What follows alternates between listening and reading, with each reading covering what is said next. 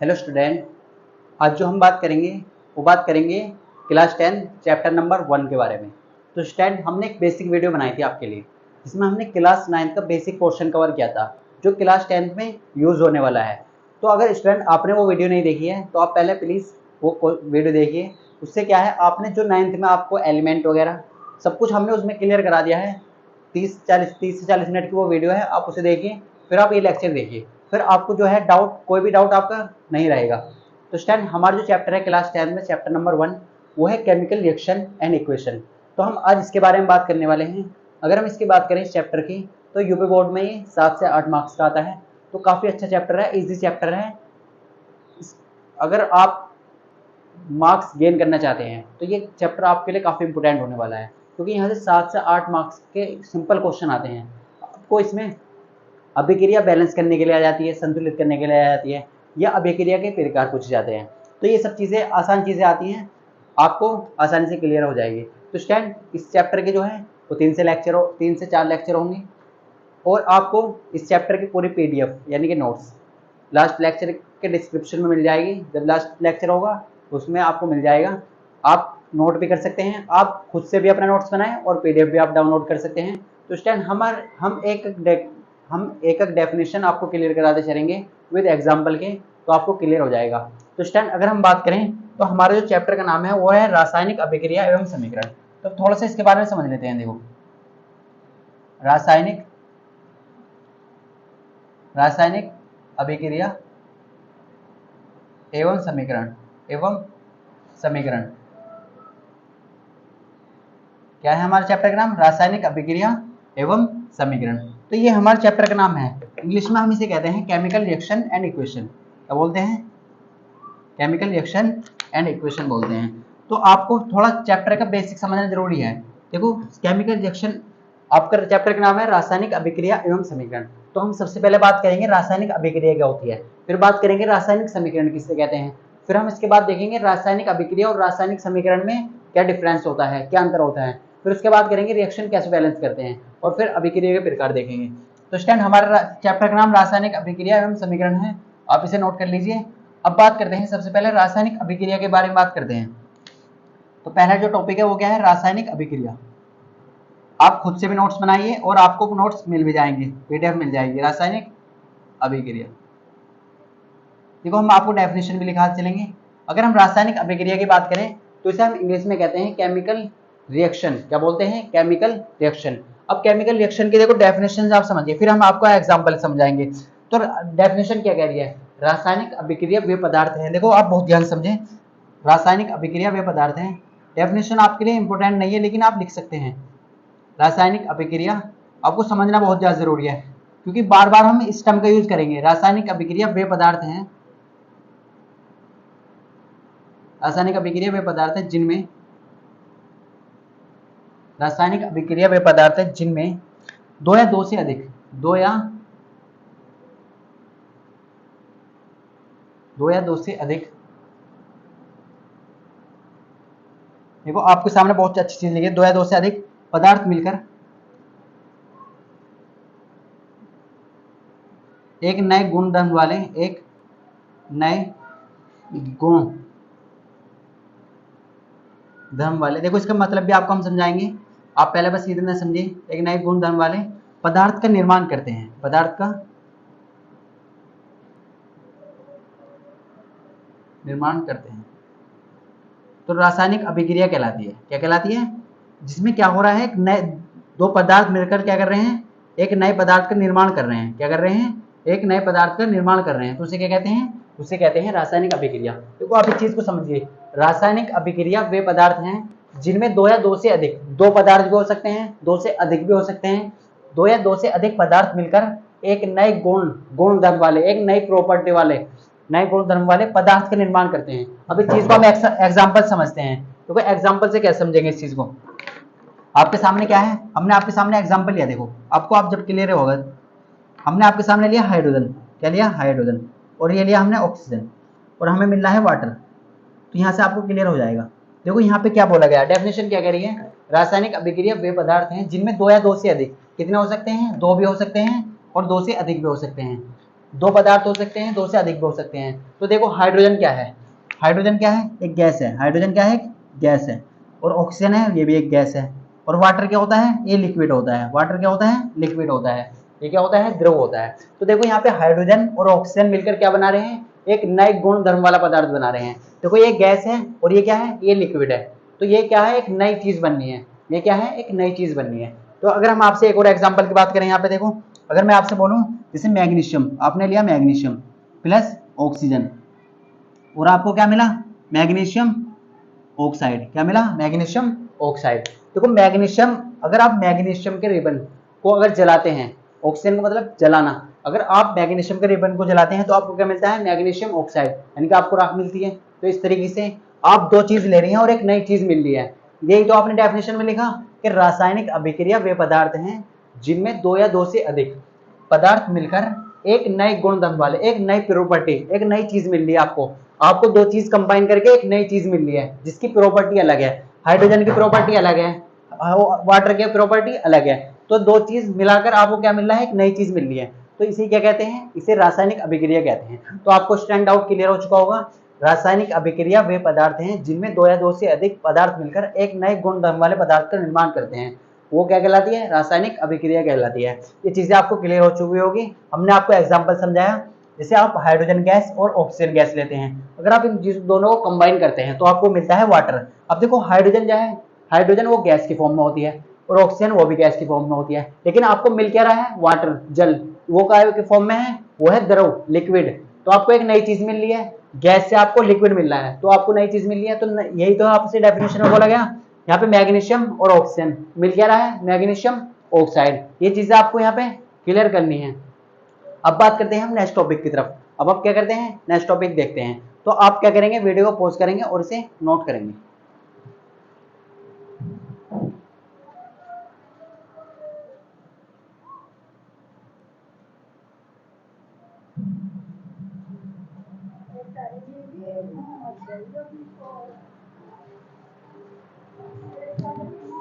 तो स्टैंड आपने नोट कर लिया होगा। अब बात करते हैं हम नेक्स्ट टॉपिक की तरफ। अब देखो रासायनिक अभिक्रिया के उदाहरण देखते हैं हम। रासायनिक अभिक्रिया के उदाहरण कैसे हम पहचानेंगे रासायनिक अभिक्रिया हो रही है या नहीं हो रही। तो एक एग्जांपल समझ लेते हैं, फिर इससे चीजें आपको क्लियर हो जाएगी। देखो अगर हम रासायनिक अभिक्रिया के उदाहरण समझे, जैसे आपसे फॉर एग्जांपल अगर हम इसके एग्जांपल समझते हैं, तो एग्जांपल क्या है, जैसे दूध, भोजन का पकना। क्या है, भोजन का पकना। ये किसका एग्जांपल है, ये एग्जांपल है सर केमिकल रिएक्शन। किसका है, रासायनिक अभिक्रिया का। किसका है, केमिकल रिएक्शन का एग्जांपल है, जिससे भोजन का पकना। अगर हम एक और एग्जांपल की बात करें, जैसे दूध का दही बनना, दूध का दही बनना, ये किसका एग्जांपल है, ये है सर रासायनिक अभिक्रिया का एग्जांपल। ये क्या है, रासायनिक अभिक्रिया का एग्जांपल है। तो अगर आपसे कोई पूछ जाता है जैसे भोजन का पकना, अब देखो एक आप बहुत सारी चीजें लेते हैं, आप खाना बनाते हैं, भोजन बनाते हैं, एक नई चीज मिल रही है आपको बहुत सारी चीज कंबाइन करके क्या मिल रहा है, एक नई चीज बन रही है। ऐसे दूध का दही बनना, तो ये क्या है, केमिकल रिएक्शन है। क्या है, रासायनिक अभिक्रिया है। ये इसका एग्जांपल है। अब देखो अब ये देखते हैं कि रासायनिक अभिक्रिया के दौरान क्या क्या चेंज हो सकता है। जब केमिकल रिएक्शन होगी तो वहां पर क्या क्या प्रोसेस हो सकता है, क्या क्या चेंज हो सकता है, उसकी स्टेट चेंज हो सकती है। ऐसे पूछा जा सकता है आपको एग्जाम में कि क्या क्या चेंज हो सकता है रासायनिक अभिक्रिया के दौरान होने वाले परिवर्तन। आप ये हेडिंग लिखिए, ये इंपॉर्टेंट चीज है, रासायनिक अभिक्रिया के दौरान होने वाले परिवर्तन, होने वाले परिवर्तन। ये चीजें आपको ध्यान रखनी है। देखो क्या क्या परिवर्तन हो सकता है, ये इंपॉर्टेंट चीज है, एग्जाम में पूछा जा सकता है कि जब रासायनिक अभिक्रिया होती है तो वहां पर क्या क्या चेंज हो सकता है, क्या क्या परिवर्तन हो सकता है। तो ये चीजें आप लिख लीजिए। पहला नंबर पे पॉइंट है आपको अवस्था में परिवर्तन। क्या हो सकता है, उसकी अवस्था में परिवर्तन, जिसका हमने एग्जाम्पल अभी देखा था, अवस्था में परिवर्तन। चेंज इन स्टेट, यानी कि उसकी अवस्था में क्या हो सकता है, परिवर्तन हो सकता है। अगर नंबर 2 की बात करें तो तापमान में परिवर्तन हो सकता है। क्या हो सकता है, तापमान में परिवर्तन। क्या हो सकता है, तापमान में परिवर्तन। अगर हम नंबर 3 की बात करें तो और क्या हो सकता है, देखो रंग में परिवर्तन हो सकता है, उसका कलर चेंज हो सकता है, रंग में परिवर्तन हो सकता है। तो ये सब चीजें आपको याद रखनी है, एग्जाम में पूछी जा सकती हैं, रंग में परिवर्तन। अगर नंबर 4 की बात करें तो नंबर 4 पर क्या है हमारा, गैस का उत्सर्जन हो सकता है, गैस निकल सकती है, गैस का उत्सर्जन। तो ये सब चीजें आपको याद रखनी है, अच्छे से क्लियर करते चलना है। देखो हमने आपको बताया रासायनिक अभिक्रिया के दौरान होने वाले परिवर्तन, जब केमिकल रिएक्शन होती है तो वहां पे क्या क्या चेंज हो सकता है। देखो जब रिएक्शन होगी तो कुछ ना कुछ तो चेंज होगा, क्या क्या हो सकता है, उसकी अवस्था में परिवर्तन हो सकता है। अवस्था का मतलब क्या है, उसकी स्टेट में। अगर मान लो कोई चीज लिक्विड में है यानी कि द्रव अवस्था में है तो वो गैस अवस्था में जा सकती है। अगर कोई चीज सॉलिड है यानी कि ठोस है तो वो द्रव में जा सकती है। तो उसके अवस्था में परिवर्तन हो सकता है। नंबर 1 तो क्या हो सकता है, नंबर 1 अवस्था में परिवर्तन। तो ये सब चीजें आपको याद रखनी है। नंबर 2 उसके तापमान में परिवर्तन हो सकता है, क्या हो सकता है, तापमान परिवर्तन यानी कि उसके टेम्परेचर में चेंज हो सकता है। नंबर 3 क्या है, उसका कलर चेंज हो सकता है, रंग में परिवर्तन हो सकता है। और नंबर 4 क्या है, गैस का उत्सर्जन हो सकता है यानी कि गैस निकल सकती है। गैस अवस्था में परिवर्तन ये आपको क्लियर हो चुका होगा, तापमान में परिवर्तन और रंग में परिवर्तन और गैस का उत्सर्जन। तो ये हमने सब चीज देखी। पहले हमने देखा कि केमिकल रिएक्शन के एग्जांपल जैसे भोजन का पकना, दूध का दही बनना। फिर हमने देखा कि रासायनिक अभिक्रिया के दौरान सर क्या क्या चेंज हो सकता है, क्या क्या परिवर्तन हो सकता है। तो फिर पहले नंबर पे अवस्था में उसका परिवर्तन हो सकता है और तापमान में परिवर्तन हो सकता है, उसके रंग में परिवर्तन हो सकता है और गैस का उत्सर्जन हो सकता है। तो ये सब चीजें आपको क्लियर हो चुकी होगी। तो स्टैंड अब आप वीडियो को पॉज करें और इसे नोट करें, फिर बात करते हैं नेक्स्ट टॉपिक की तरफ।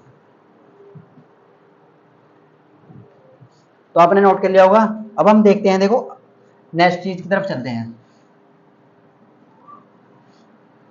अब हम देखते हैं सर रासायनिक समीकरण क्या होती है। रासायनिक समीकरण क्या होती है, रासायनिक अभिक्रिया हम देख चुके हैं, रासायनिक समीकरण। तो एक चीज हमें आपको एक चीज सामने समझा देते हैं एक साथ दोनों चीजें। एक तरफ हम लिख लेते हैं रासायनिक अभिक्रिया, एक तरफ क्या लिख लेते हैं,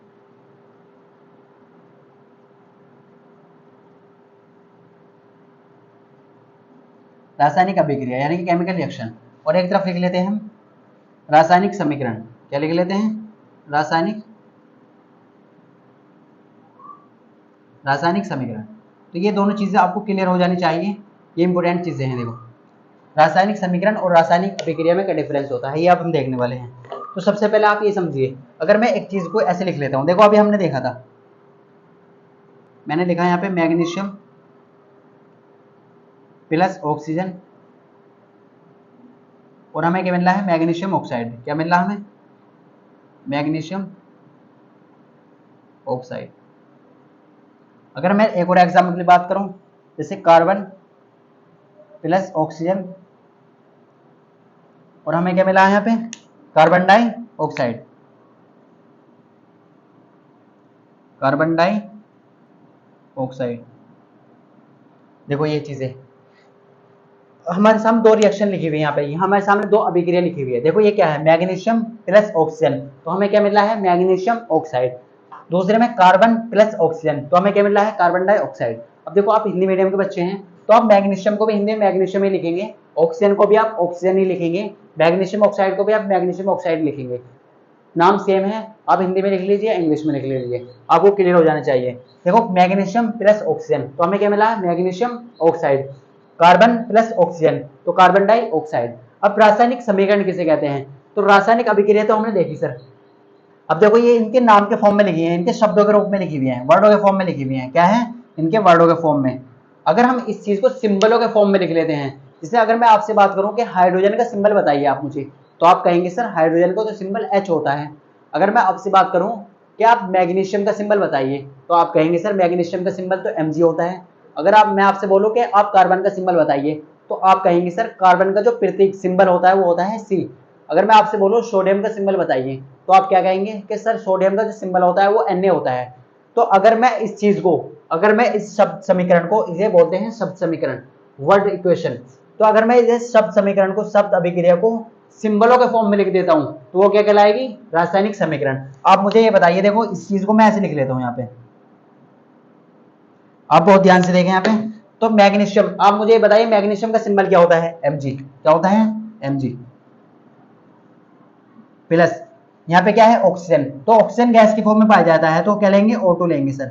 और यहाँ पे है एरो, और यहाँ क्या मिला हमें, मैग्नीशियम ऑक्साइड। तो ये क्या बन चुका है, MgO, मैग्नीशियम ऑक्साइड। तो स्टूडेंट आपको हमने क्या करा, ये जो शब्द समीकरण लिख रही थी, वर्ड इक्वेशन लिख रही थी, ये शब्दों के फॉर्म में लिखी हुई थी, ये अभिक्रिया काय के फॉर्म में लिखी हुई थी, वर्डों के फॉर्म में, शब्दों के रूप में। तो हमने इसे क्या लिखा, सिंबलों के फॉर्म में लिखा। तो जब सिंबलों के फॉर्म में लिख लेते हैं इस चीज को तो उसे बोलते हैं रासायनिक समीकरण, जिसे हम कहते हैं इंग्लिश में केमिकल इक्वेशन। क्या बोलेंगे? Chemical equation. तो ये चीजें आपको क्लियर हो चुकी होगी कि केमिकल रिएक्शन और केमिकल इक्वेशन में क्या डिफरेंस होता है। अब इस चीज को फिर लिख लेते हैं यहाँ पर देखो। तो यहाँ पर अगर मैं आपसे बात करूं कि कार्बन का सिंबल क्या होता है, तो आप कहेंगे सर सी होता है। क्या होता है? सी। ऑक्सीजन का सिंबल क्या होता है सर? O2। ऑक्सीजन गैस, यानी कि अगर हमें क्या मिल रहा है? कार्बन डाइऑक्साइड, और इसका जो फॉर्मूला होता है वो होता है CO2। अगर मैं शब्द समीकरण यानी कि शब्द अभिक्रिया को उनके सिंबलों के फॉर्म में लिख देता हूं तो उसे बोलते हैं रासायनिक समीकरण। तो आपको क्लियर हो चुका होगा कि रासायनिक अभिक्रिया और रासायनिक समीकरण में क्या डिफरेंस होता है। तो रासायनिक अभिक्रिया तो वह होती है जिन्हें हम शब्दों के रूप में लिख सकें, और रासायनिक समीकरण क्या होती है सर? जिन्हें हम उनके सिंबलों के फॉर्म में लिख सकें, उनके फॉर्मूले के रूप में लिख सकें। तो आपको क्लियर हो चुका होगा, एग्जाम्पल से हमने आपको क्लियर कर दिया कि केमिकल रिएक्शन और केमिकल इक्वेशन में क्या डिफरेंस होता है, रासायनिक अभिक्रिया और रासायनिक समीकरण में क्या डिफरेंस होता है। तो ये सब चीजें आपको क्लियर हो चुकी होगी। तो स्टूडेंट अगर आपको क्लियर है तो वीडियो को लाइक जरूर करें, और चैनल को अभी तक आपने सब्सक्राइब नहीं करा है तो चैनल को सब्सक्राइब कर ले। अब बात करते हैं नेक्स्ट टॉपिक की तरफ, तो वीडियो को पॉज करें और इसे नोट करें।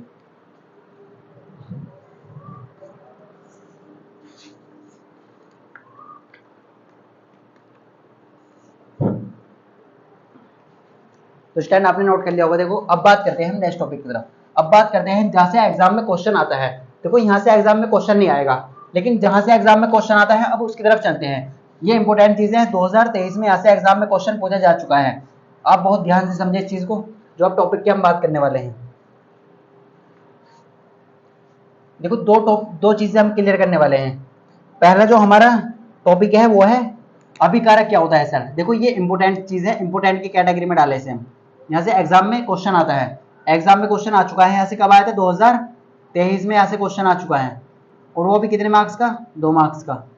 बहुत सिंपल से क्वेश्चन आया था, हम वो भी कराएंगे आपको। पहली चीज हम समझ रहे हैं अभिकारक क्या होता है सर।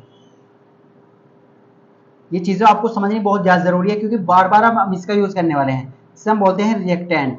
क्या बोलते हैं? रिएक्टेंट। और एक चीज हम समझेंगे उत्पाद। डेफिनेशन भी समझाएंगे और वैसे भी समझाएंगे आपको, ट्रिक से भी कैसे पहचाने डायरेक्ट। उत्पाद यानी कि जिसे हम बोलते हैं प्रोडक्ट। क्या बोलते हैं इंग्लिश में? हम इसे प्रोडक्ट बोलते हैं। तो ये 2 टॉपिक है हमारे पास, अभिकारक और उत्पाद। पहले इनकी डेफिनेशन समझते हैं, फिर हम बात करेंगे ना डायरेक्ट कैसे समझे, आसान ट्रिक से कैसे समझे। तो अभिकारक क्या होता है सर, इसकी डेफिनेशन बताइए। तो अगर हम अभिकारक की बात करें तो ऐसे लिख लीजिए आप, अभिकारक वे पदार्थ होते हैं, शॉर्ट फॉर्म में ऐसे लिख लीजिए, अभिकारक वे पदार्थ होते हैं, अभिकारक वे पदार्थ होते हैं, अभिकारक वे पदार्थ होते हैं जो रिएक्शन में क्या लेते हैं? भाग लेते हैं। जो अभिक्रिया में क्या लेते हैं? भाग लेते हैं। जो अभिक्रिया में भाग लेते हैं। क्या लेते हैं? अभिक्रिया में भाग लेते हैं। और उत्पाद क्या होता है सर? उत्पाद वे पदार्थ होते हैं। उत्पाद क्या होता है? उत्पाद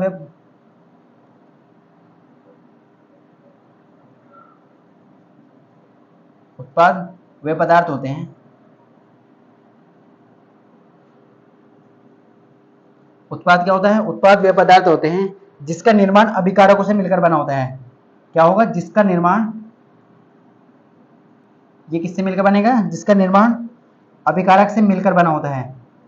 देखो आप इसकी डेफिनेशन को बहुत ध्यान समझिए, यहां से एग्जाम में क्वेश्चन आता है, निर्माण अभिकारक से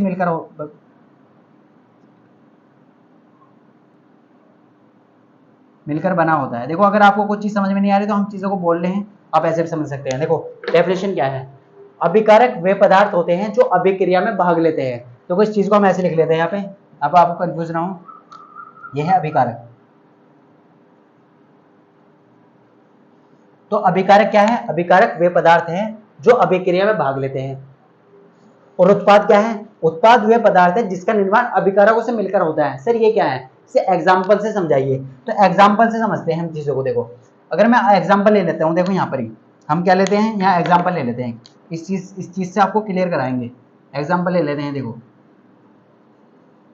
अब मैं आपके सामने एग्जाम्पल लेता हूँ। देखो इससे हम दोनों चीज समझेंगे, रिएक्टेंट और प्रोडक्ट। मैंने आपसे बात करी कि सर यहाँ पे हमारे सामने मैग्नीशियम है और ये ऑक्सीजन है, और यहाँ पे क्या मिला हमें? MgO, यानी कि मैग्नीशियम ऑक्साइड मिला। तो इसमें अभिकारक बताइए और उत्पाद बताइए। पहले हम डेफिनेशन के थ्रू समझेंगे, फिर हम आपको डायरेक्ट बताएंगे। देखो अभिकारक की डेफिनेशन है, अभिकारक वे पदार्थ होते हैं जो अभिक्रिया में भाग लेते हैं। अब अभिक्रिया में भाग क्या कौन ले रहा है? देखो ये अभिक्रिया में भाग ले रहे हैं, ये क्या ले रहे हैं? अभिक्रिया में भाग। और इनसे जो मिल रहा है वो क्या है? उत्पाद।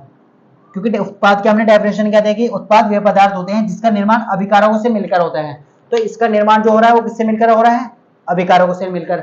अभिकारक से क्या मिल रहा है? हमें उत्पाद मिल रहा है। तो उत्पाद की डेफिनेशन ये थी कि अभिकारकों से जो मिलकर हमें मिलता है वो क्या कहलाता है? उत्पाद कहलाता है। और जो अभिक्रिया में भाग लेता है, जो अभिक्रिया में पार्टिसिपेट करता है वो क्या कहलाता है? वो कहलाता है अभिकारक। अभिक्रिया में जो पार्टिसिपेट करेगा वो क्या कहलाएगा? अभिकारक कहलाएगा। और अभिक्रिया अभिकारकों से जो मिलकर बना होता है उसे क्या कहते हैं? उत्पाद कहते हैं। तो अगर मैं आपसे बात करूं यहाँ पर कि आप मुझे अभिकारक बताइए सर, आप मुझे अभिकारक बताइए, तो हम कहेंगे सर अभिकारक क्या है? यहाँ पे अभिकारक सर Mg है, और क्या है? और क्या है? ऑक्सीजन है। अगर मैं आपसे बात करूं सर तो उत्पाद बताइए, तो उत्पाद क्या है? यहाँ पे उत्पाद हमें क्या मिला? Magnesium oxide. तो वो क्या कहलाएगा? MgO। क्या मिला? Magnesium oxide. वो क्या कहलाएगा? उत्पाद कहलाएगा। तो डेफिनेशन भी आपको क्लियर हो चुकी होगी कि अभिकारक वे पदार्थ होते हैं जो अभिक्रिया में भाग लेते हैं। और अभिक्रिया में कौन भाग ले रहा है? मैग्नीशियम और ऑक्सीजन। तो अभिकारक तो मैग्नीशियम और ऑक्सीजन हुए, और अभिक्रिया में और उत्पाद क्या कहलाता है? उत्पाद वे पदार्थ होते हैं जिसका निर्माण किससे मिलकर बना होता है? अभिकारक से। तो अभिकारक से मिलकर अगर बना है तो वो क्या है? Magnesium oxide. तो मैग्नीशियम ऑक्साइड क्या है यहाँ पे? उत्पाद। तो क्या मिला हमें? Magnesium oxide. तो स्टूडेंट आपको ये क्लियर हो चुका होगा। एक और एग्जांपल समझते हैं देखो इस चीज से।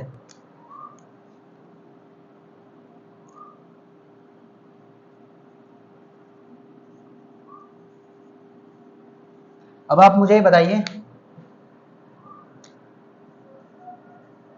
अब आप ये बताइए अभिकारक क्या है इसमें और उत्पाद क्या है? अभिकारक क्या है और उत्पाद क्या है सर?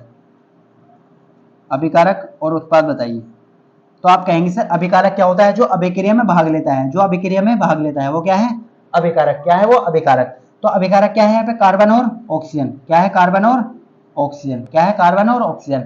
और उत्पाद क्या है सर? जो हमें मिल रहा है वो क्या है? Carbon dioxide. तो स्टूडेंट आई होप आपको क्लियर हो चुका होगा कि अभिकारक क्या होता है। अभिकारक की हमने डेफिनेशन देखी कि अभिकारक वे पदार्थ होते हैं जो अभिक्रिया में भाग लेते हैं, जो अभिक्रिया में पार्टिसिपेट करते हैं, उसे बोलते हैं अभिकारक। और उत्पाद क्या होता है? उत्पाद वे होते हैं, उत्पाद वे पदार्थ होते हैं जो अभिक्रिया जो अभिकारकों से मिलकर बना होते हैं। अभिकारकों से मिलकर जो बनना है उसे क्या कहते हैं? उत्पाद। तो ये तो होगा हमारा डेफिनेशन। अब हम इस चीज को समझेंगे ट्रिक से। क्या समझेंगे? ट्रिक से समझेंगे। तो स्टैंड आप वीडियो को पॉज करें और इसे नोट करें।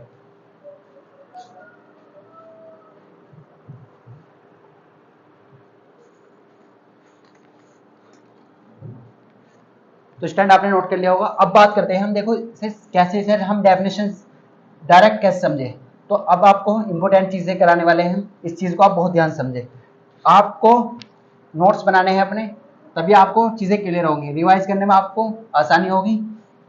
और आप इसका डाउनलोड भी कर सकते हैं पूरे क्लास की PDF। अगर हम आपसे बात करते हैं, देखो रिएक्टेंट और अभिकारक के बारे में हम बात कर रहे हैं। हम किसके बारे में बात कर रहे हैं? अभिकारक और उत्पाद के बारे में। तो अब इन्हें समझते हैं। देखो अभिकारक और उत्पाद को बहुत अच्छे से समझते हैं, चीजों को क्लियर करते चलते हैं। तो देखो एक चीज है, अगर मैं आपसे बात करूं, जनरली बात कर रहा हूं मैं, देखो फॉर्मूला जनरली बात करते हैं, मैं काम जनरली बात कर रहा हूं आपसे। देखो जनरली क्या होगा, हमारे सामने कुछ ऐसे है, ऐसी कंडीशन A + B, और हमें मिल रहा है सर AB। हमें क्या मिल रहा है? AB मिल रहा है।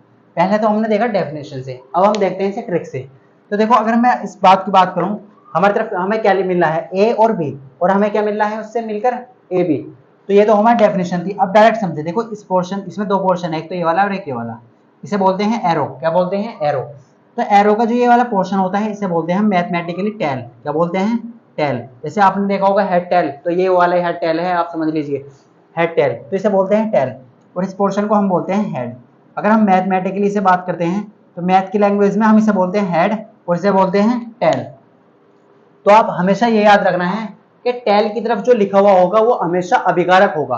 देखो आपको हम कंफ्यूज भी करेंगे, आगे हम क्वेश्चन में आपको मिल जाएंगे, आपको अच्छे समझ लेना है। अभी जो टेल की तरफ हमेशा लिखा होगा वो क्या होगा? वो अभिकारक होगा। टेल की तरफ हमेशा क्या होगा? अभिकारक। देखो टेल की तरफ हमेशा क्या होगा? अभिकारक होगा। ये चीजें आपके दिमाग में डाल लेनी चाहिए, आपको इसे अपने दिमाग में कहीं रख लेना है। कि टेल की तरफ जो होगा वो हमेशा क्या होगा, वो अभिकारक होगा। वो क्या होगा, वो अभिकारक होगा। वो क्या होगा, वो रिएक्टेंट होगा सर। देखो आप बहुत ध्यान समझ लें इस चीज को। और हेड की तरफ जो होगा वो हमेशा क्या होगा, वो प्रोडक्ट होगा। वो क्या होगा, वो उत्पाद होगा।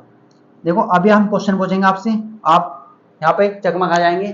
तो अभिकारक की तरफ हमेशा क्या होता है, टेल की तरफ क्या होगा, अभिकारक होगा। और प्रोडक्ट, उत्पाद की तरफ हमेशा प्रोडक्ट, हेड की तरफ प्रोडक्ट होगा। तो ये चीजें आपको क्लियर करनी है। अब आप एग्जाम्पल से बताइए। देखो यहाँ पे हम आपके सामने एग्जाम्पल ले लेते हैं।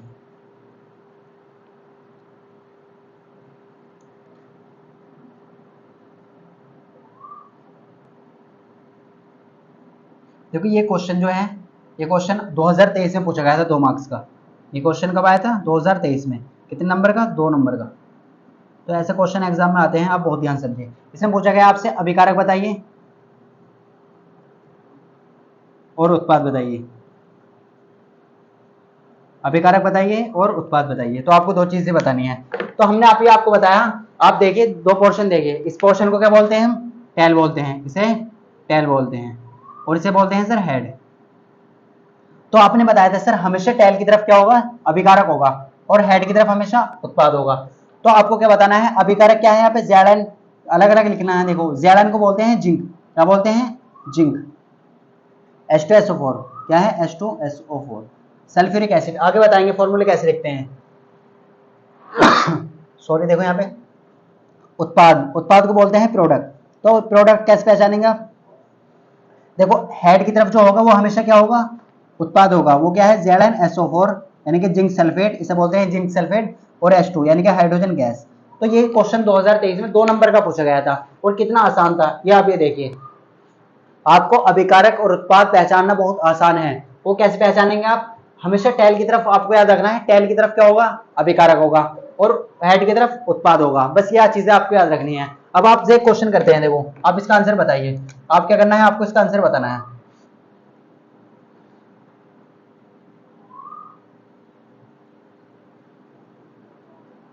आपको इसका आंसर बताना है।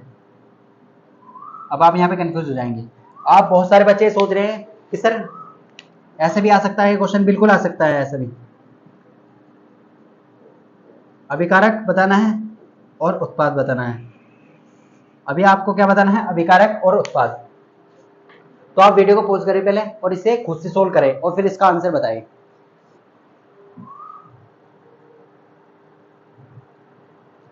तो स्टैंड आपने कर लिया होगा। देखो हम बहुत सारे बच्चे क्या कहेंगे कि सर जो इधर की तरफ लिखा होता है वो अभिकारक होता है और जो इधर की तरफ लिखा हुआ तो उत्पाद होता है। लेकिन ऐसा बिल्कुल नहीं है, ऐसा बिल्कुल नहीं है। अगर आप ऐसा सोच रहे हैं तो आपके 0 मार्क्स आने वाले हैं। अगर आप ऐसा सोच रहे हैं तो अगर आप बहुत ध्यान से देखें, देखो हमने आपको बताया था, आप ये देखिए टेल क्या होता है इधर की तरफ, टेल इस पोर्शन को बोलते हैं टेल और इसे वाले को बोलते हैं हेड, इसे बोलते हैं टेल। देखो एग्जामिनर आपको कंफ्यूज करेगा, एग्जामिनर आपको कंफ्यूज करेगा। तो हमने बताया था जो टेल की तरफ होगा और जो टेल की तरफ होगा, जो टेल की साइड होगा उसे बोलते हैं अभिकारक, और जो हेड की साइड होगा उसे क्या बोलते हैं, उत्पाद बोलते हैं। तो टेल क्या है यहाँ पे सर, इधर की तरफ, और टेल की तरफ क्या क्या है, हाइड्रोजन और ऑक्सीजन। क्या है, हाइड्रोजन और ऑक्सीजन गैस। क्या क्या है, हाइड्रोजन और ऑक्सीजन गैस। तो यहाँ पे आपको क्लियर करते चलना है, हाइड्रोजन और ऑक्सीजन गैस। उत्पाद क्या है फिर, हेड की तरफ, और वो क्या है, H2O यानी कि वाटर, H2O यानी कि वाटर। तो ये चीजें हमने आपको बताई थी कि आपको टेल और हेड ही पहचानना है। देखो आपको यहाँ पे कंफ्यूज हो सकते हैं आप, हमेशा ये नहीं कि इधर की तरफ जो लिखा होगा अभिकारक ही होगा और इधर की तरफ जो लिखा होगा उत्पाद होगा, ऐसा बिल्कुल नहीं है। ऐसा भी हो सकता है, आपको टेल और हेड पहचानना है तभी आप क्लियर कर पाएंगे। तो स्टैंड आपको क्लियर हो चुका होगा। जैसे हमने आपको एग्जाम्पल समझाया, आप टेल देखिए, टेल की तरफ हमेशा अभिकारक लिखा होता है, टेल की तरफ अभिकारक लिखा होता है, और हेड की तरफ क्या लिखा होता है, वो प्रोडक्ट लिखा होता है। तो स्टैंड आपको बहुत अच्छे से समझ लेना है इन चीजों को। यहाँ से एग्जाम में क्वेश्चन आ चुका है, 2023 में क्वेश्चन पूछा गया था। तो ये सब चीजें एग्जाम में आती हैं, छोटी छोटी चीजें एग्जाम में आती हैं। तो आपको अभिकारक और उत्पाद क्लियर हो चुका होगा। अब आप वीडियो को पॉज करेंगे और इसे नोट करेंगे।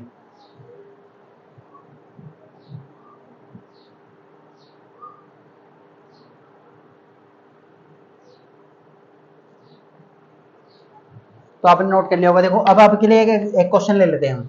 अब आपके लिए एक क्वेश्चन देते हैं और आपको इसका एग्जाम्पल यानी कि आपको इसका आंसर कमेंट में बताना है कि अभिकारक क्या है और उत्पाद क्या है यहाँ पर।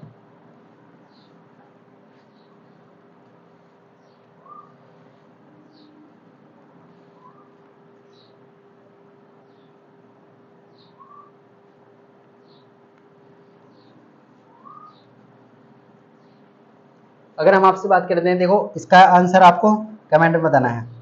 अगर मैं आपके सामने ये एग्जाम्पल है,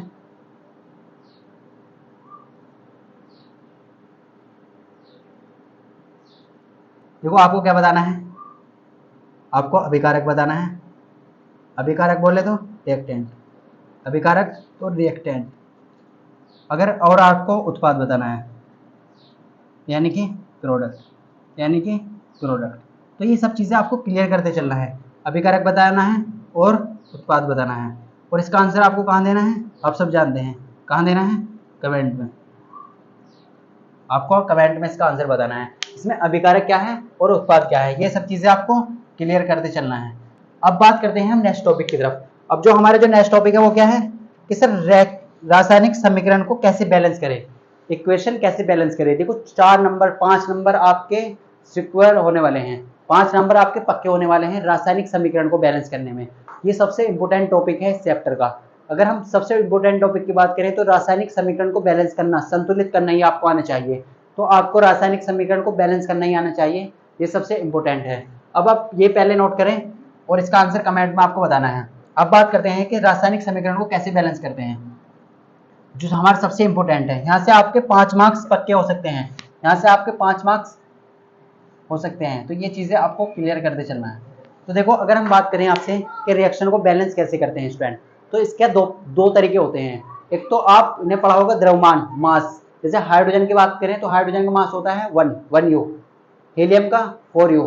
आपने एटॉमिक नंबर, एटॉमिक मास पढ़ा होगा। तो इस तरीके से परमाणु क्रमांक, परमाणु भार पढ़ा होगा। एक तो परमाणु भार से हम बैलेंस कर सकते हैं, और दूसरा तरीका क्या होता है, दूसरा तरीका होता है नंबर ऑफ एटम, परमाणुओं की संख्या से बैलेंस कर सकते हैं, संतुलित कर सकते हैं। अगर आप दोनों साइड LHS और RHS दोनों साइड अगर आप परमाणुओं की संख्या बराबर कर देते हैं तो वो रिएक्शन क्या हो जाती है, वो बैलेंस हो जाती है। वो क्या हो जाती है, संतुलित हो जाती है। अब वो संतुलित कैसे होगी ये हम देखने वाले हैं। तो देखो मैंने अभी आपको बताया था रिएक्टेंट और अभिकारक। तो अभी हम चीज़ों को थोड़ा सा मॉडिफाई करते हैं, चीज़ों को आगे लेके चलते हैं। अगर मैं आपसे बात करूं, हमें इस तरीके से कुछ चीज़ मिली हुई है। तो देखो आप ध्यान से देखें, यहाँ पे क्या है, ए और बी। तो अब हम इन्हें रिएक्टेंट अभिकारक ना बोलने के, अब हम इन्हें डायरेक्ट शॉर्ट में लिखेंगे। इस पोर्शन को हम बोलेंगे LHS, क्योंकि ये हमारी तरह, ये हमारे लेफ्ट हैंड पे है, तो इसे हम बोलेंगे LHS। क्या बोलेंगे, LHS। और इस पोर्शन को हम बोलेंगे RHS, इसे बोलेंगे, यानी कि जिसे हम अभिकारक कह रहे थे उसे हम अब कहेंगे LHS, यानी कि लेफ्ट हैंड साइड। और जिसे हम उत्पाद कह रहे थे उसे हम बोलेंगे RHS, यानी कि राइट हैंड साइड। ये हमारे लेफ्ट हैंड की तरफ है और ये हमारे राइट हैंड की तरफ है। LHS का मतलब फुल फॉर्म होती है इसकी लेफ्ट हैंड साइड, तो आप लिख सकते हैं, और इसका मतलब है राइट हैंड साइड। तो ये अब चीजें हम ऐसे ही लिखेंगे, राइट हैंड साइड। तो आपको क्लियर करते चलना है। अभिकारक को हम क्या बोलेंगे, LHS, और उत्पाद को हम बोलेंगे RHS। तो ये सब चीजें आपको क्लियर तभी होंगी जब आप क्वेश्चन प्रैक्टिस करेंगे। देखो तो लेफ्ट हैंड साइड और राइट हैंड साइड, ये सब चीजें आपको क्लियर करना है, तभी आपको आगे प्रॉब्लम नहीं होगी। क्योंकि जब भी अभिकारक आएगा तो उसे हम क्या बोलेंगे, LHS। क्या बोलेंगे, LHS, यानी कि अभिकारक। और इसे क्या बोलेंगे, उत्पाद बोलेंगे। अब उत्पाद ना बोलकर क्या कह देंगे डायरेक्ट RHS, और अभिकारक ना क्या क्या कहेंगे, LHS। तो ये सब चीजें आपको क्लियर हो जानी चाहिए। तो LHS और RHS का ही खेल होगा, कैसे बैलेंस करेंगे, तो ये सब चीजें आपको क्लियर हो जाएंगी नेक्स्ट लेक्चर में। तो स्टूडेंट इस क्लास में इतना ही। नेक्स्ट लेक्चर में हम बात करेंगे कि केमिकल रिएक्शन को कैसे बैलेंस करते हैं, कैसे संतुलित करते हैं। 5 मार्क्स आपके वहीं से सिक्योर होंगे। आप ये जो लेक्चर है उसे अच्छे से प्रैक्टिस करके आएँ, अच्छे से प्रैक्टिस करें इसके क्वेश्चनों की। जो भी हमने आपको पढ़ाया उसे रिवाइज करें, और नोट्स बनाएं, खुद से अपना नोट्स बनाएं। जो भी हम पढ़ा रहे हैं उसे लिखें, अपने हैंड राइटिंग से खुद नोट्स बनाएं, तभी आपको लास्ट टाइम एग्जाम टाइम में रिवाइज करने में आसानी होगी। तो खुद के बनाए हुए नोट्स हैं वो आपको हमेशा, आप जानते हैं, वो काफ़ी इंपॉर्टेंट होते हैं। आपको नोट्स मिल जाएंगे, इस चैप्टर, पूरे चैप्टर के नोट्स मिल जाएंगे, लेकिन आपको खुद से भी नोट्स बनाने हैं। नेक्स्ट लेक्चर में हम बात करेंगे केमिकल रिएक्शन एंड इक्वेशन, यानी कि रिएक्शन को बैलेंस कैसे करते हैं, संतुलित कैसे करते हैं। तो स्टूडेंट अगर आपको वीडियो अच्छी लगी है तो वीडियो को लाइक ज़रूर करें, और चैनल को अभी तक सब्सक्राइब नहीं करा है तो चैनल को सब्सक्राइब कर लें। मिलते हैं नेक्स्ट पार्ट में, पार्ट 2 में बहुत जल्द।